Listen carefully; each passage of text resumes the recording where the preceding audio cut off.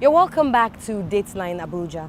I still have here with me the co-convener of the Bring Back Our Girls campaign group, Dr. Obi Ezekwesili. You're welcome back to the program. Thank you.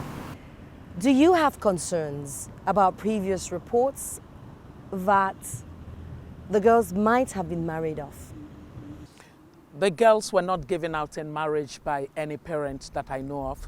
So whatever marriage that anybody refers to is an illegality in the eyes of the law. The consent of parents are required for marriage. And so that doesn't worry me. I think that what is important is for us to quickly find them. We need to quickly locate them. They may be spread across boundaries and locations, but to say that we don't have any information on any of these girls, 219 of them, in a world that prides itself with more and more sophisticated technology for intelligence gathering, in a world where collaboration amongst countries can lead to effective human intelligence, in a world where information management can enable you track a lot in terms of the activities of people that you want to scrutinize their activities.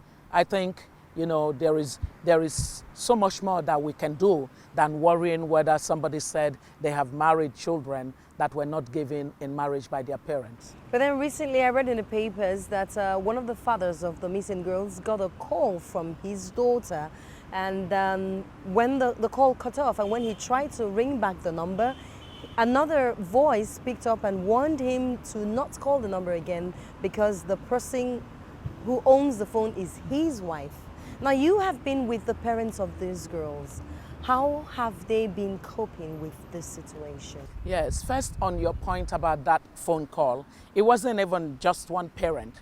There were 5 different telephone lines that belonged to Chibok girls, to 5 of the Chibok girls, that parents had called, and men answered, and at some point issued threats and said, don't even call this line again. This line belongs to, you know, my wife or something like that. You know, so the chairman of the Chibok community was repeating that earlier today. So that is factual because the parents that it happened to spoke about it. In terms of how they are coping, I have seen the resilience of the human spirit by watching, you know, some of the parents of our Chibok girls.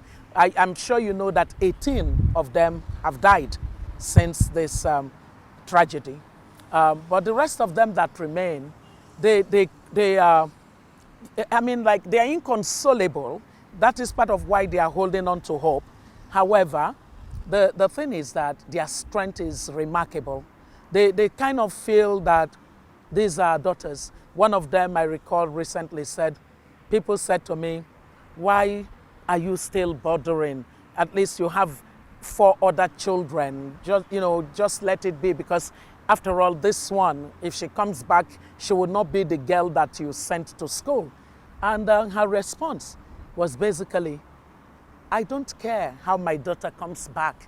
She is my baby. Just bring her back for me. I mean, that day, you could just see everybody tearing up and just crying all over again. So, you know, there's something about being a mom. In fact, there is something even about being the father of a daughter. There is this interesting connection between fathers and their daughters. Each time that I've watched some of the Chibok fathers, I have seen almost the kind of expression that would be in the way that all fathers that love their daughters would behave should their children be abducted. Over the past 2 years, you've met with a series of government officials and members of the diplomatic corps. Which would you say has engendered more hope for the rescue of these girls? For us, it has been more important for our government to be responsive to this tragedy than for any other government to be.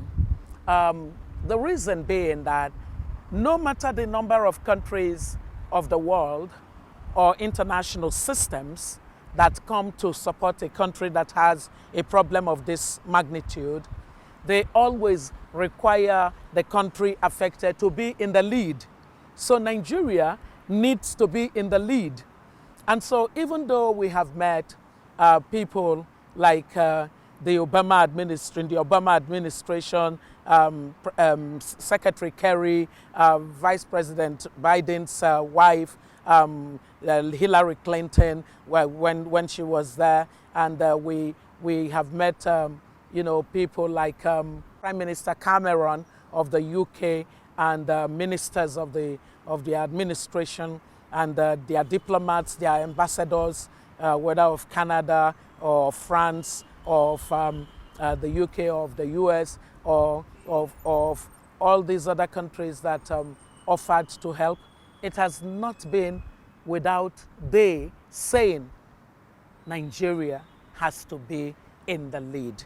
So the fact that we didn't have that feeling, not just have that feeling during the President Goodluck Jonathan administration, but that also the Secretary of State, John Kerry, said that dealing with our government at that time to try and rescue our Chibok girls has to be the single most unsatisfactory, difficult, and frustrating venture he embarked upon.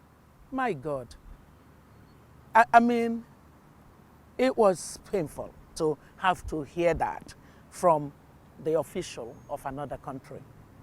And you know that there was a lot of tentativeness concerning the rescue of our girls. Experts say that those early days were the days of highest probability of these girls being rescued. As the days went by, things got tougher. However, no matter how tough, human beings are still missing. And so the President Muhammadu Buhari administration has inherited all the assets and the liabilities of the government of Nigeria. And so they are the ones now accountable for our girls.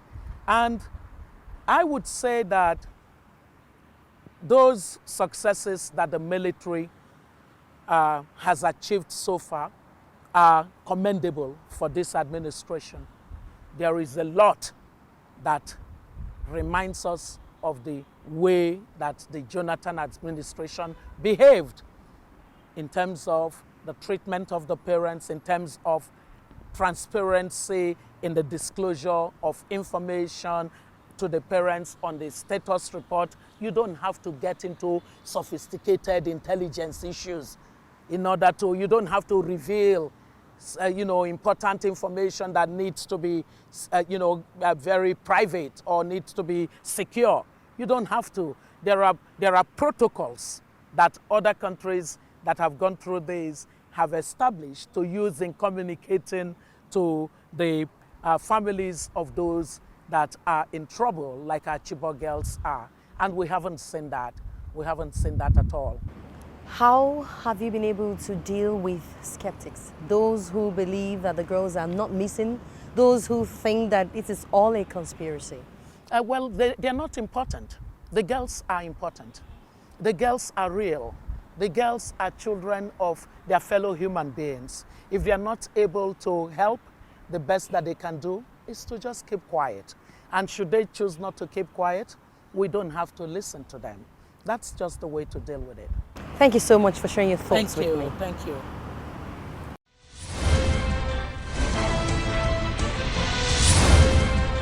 Thank you for your mails as always. Do keep your comments and views coming using the address and Twitter handle on your screen. If you are in the nation's capital, do let us know of anything happening within your area or indeed anywhere at all. Don't forget to view the program on youtube.com/channelsweb/videos. You may make your comments and views after viewing the videos. Always remember to include your name and tell us where you're writing us from. I am Omelogon Nadi. I'll see you next time.